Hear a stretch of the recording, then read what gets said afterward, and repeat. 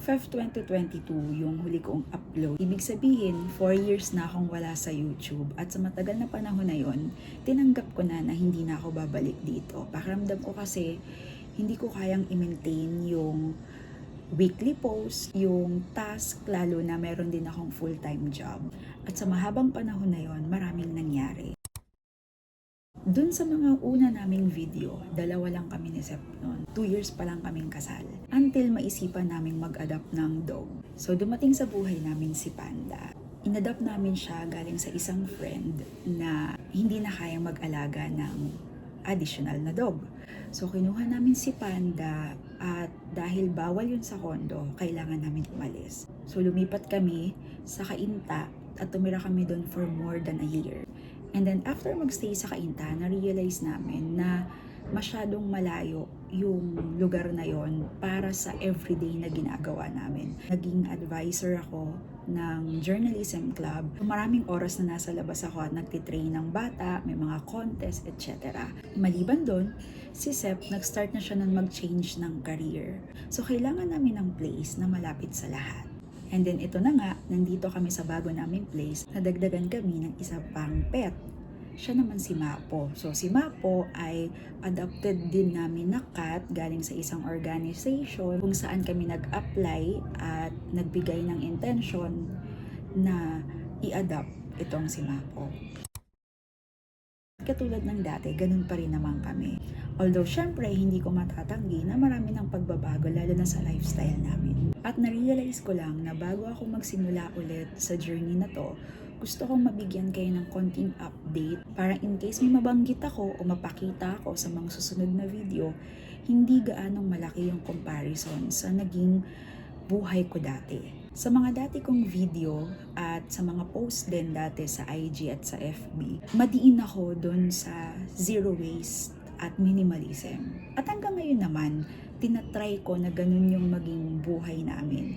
Yun nga lang, again, maraming naging changes dun sa lifestyle namin. At ayokong magpanggap na 100% same pa rin ako katulad ng dati. Sa mahabang panahon na yon, maraming pagkakataon na hindi kami mindful. Ibig sabihin, although alam namin na gusto namin maging minimalist, lalo na ako, hindi maiwasan na may mga bagay, may mga gawain, may mga thinking, may mga prinsipyo na nasisira dahil dun sa mga bago sa buhay. At gusto kong mapakita na possible pa yung ganitong lifestyle kahit na maraming struggle along the way. At aaminin ko, marami na rin namang nabago sa mindset ko. May nadagdag, may nabawas, may napalitan.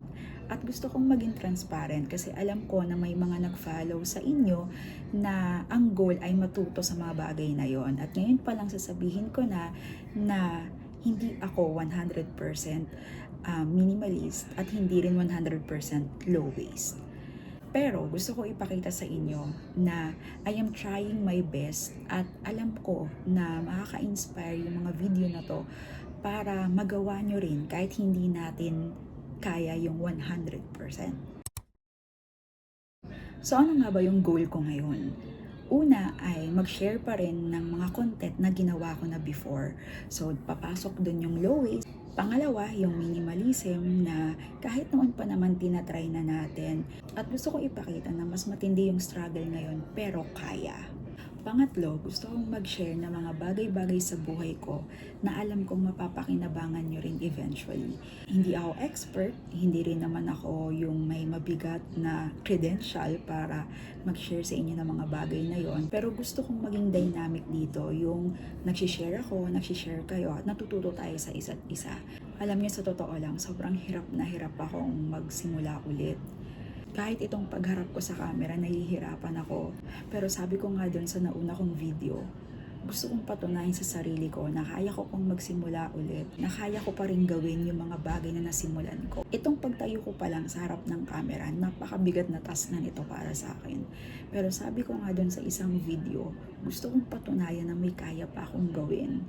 At kailangan ko lang masaya doon sa bagay na yon. Kailangan ko lang maramdaman na gustong-gusto ko.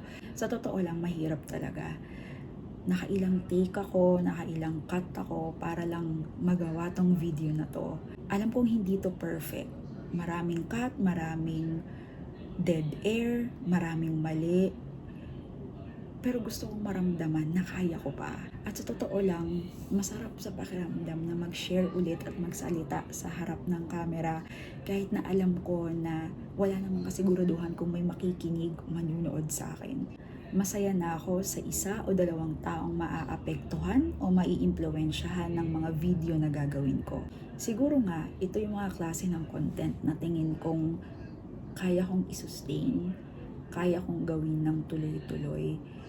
Again, hindi ko ipapromise ang consistency. Ang sigurado ko lang, ito yung gusto kong gawin at alam kong kaya ko to. Sana mabigay ko rin sa sarili ko yung patience na kailangan ko para mag-thrive sa bagay na to.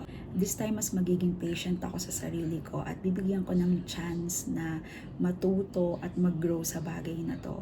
At sana ganun din kayo. Ngayon pa lang magpapasalamat na ako sa suporta at pagmamahal na ibibigay nyo sa channel na to.